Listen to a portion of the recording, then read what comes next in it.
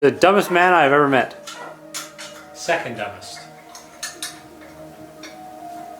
You know who's first.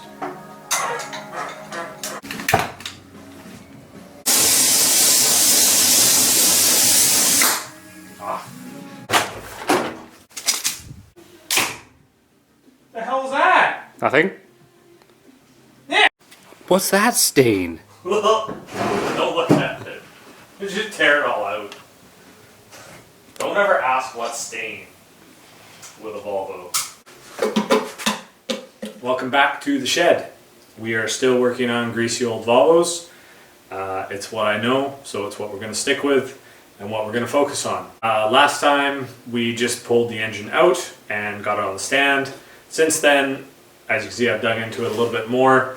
I'll go over what I found and also what we're going to do. So on red blocks, you have a bunch of freeze plugs on both sides, 4 to be exact. And when you rev this thing, you build up a lot of coolant pressure. And I have had it happen before where the freeze plugs will actually pop out and that loses all your coolant, which is not good. But fortunately D-Works makes this nifty little kit. Gives you a steel centering template which goes on like that. That one looks a little better. And then you get like a centerboard bit and a drill bit and a tap, and you pretty much just drill a bunch of little holes and tap them in your block to then hold these nifty little aluminum guys over your freeze plugs, and that keeps them where they're supposed to be.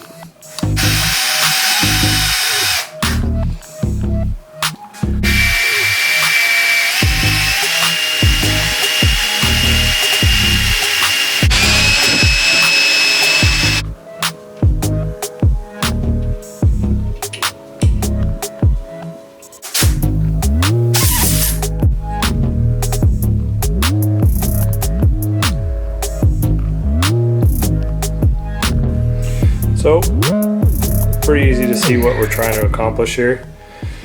Just to keep all of those in their home. And yeah, that would have been fun to do with the exhaust manifold in place, and even more fun to do with it in the car.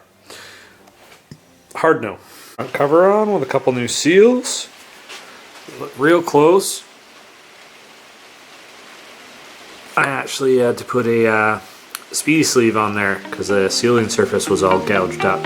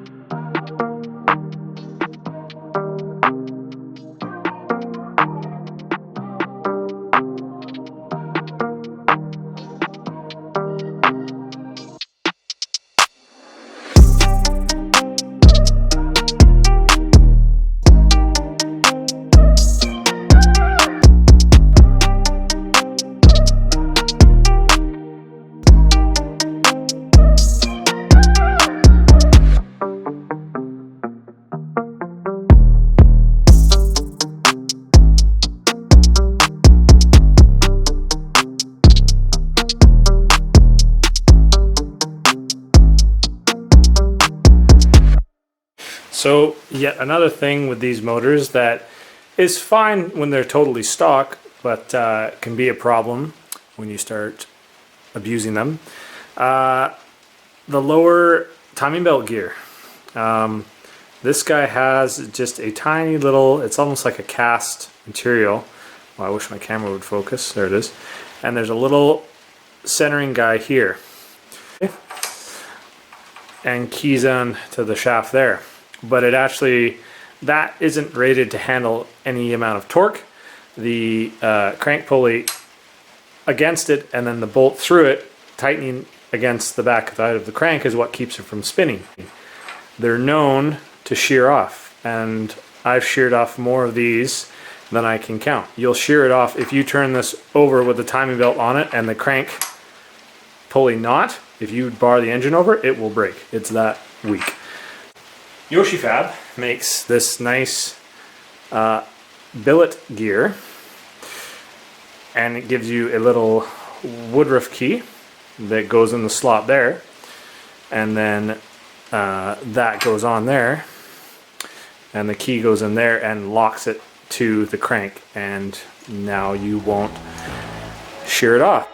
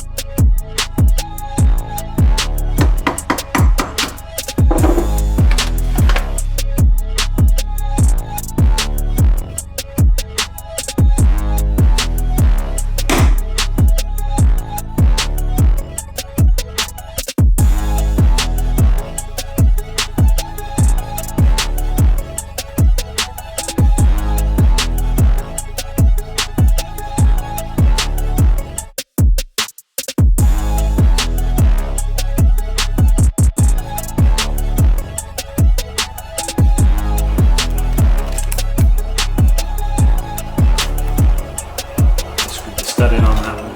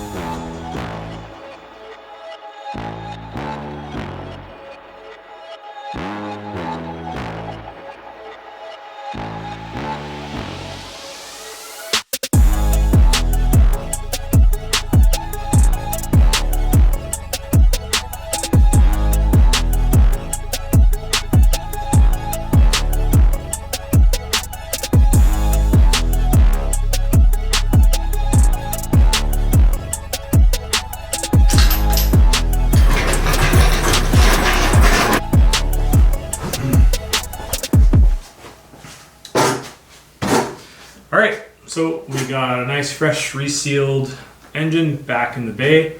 I have it just kind of propped up on some blocks down the back. We're going to make a new transmission crossmember mount to tie into the new transmission. It's pretty easy. And then we will start putting everything back together, and I'm going to add a different intercooler. We're going to put some gauges in, build a new exhaust. And then that's kind of it for drivetrain stuff, and then we'll start in on suspension. So hopefully I will be a little bit better about getting an update out sooner. This one we were kind of waiting on parts, so probably goes without saying, if you're going to start a project, order the parts beforehand. Alright, until next time, see you later. You tighten until it goes loose again, and then back off one. Correct, to spec. What the hell is that? No, not in the ear. For melting your plug wires.